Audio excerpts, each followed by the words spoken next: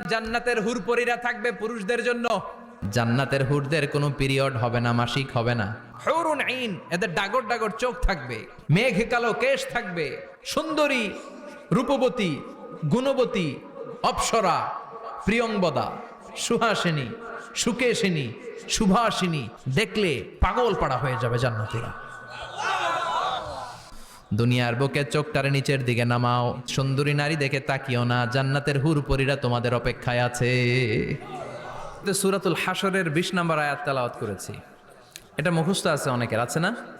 লা ইয়াস্তাবি আসহাবুন নার ওয়া আসহাবুল জান্নাহ, আসহাবুল জান্নাতি হুমুল ফাইজুন।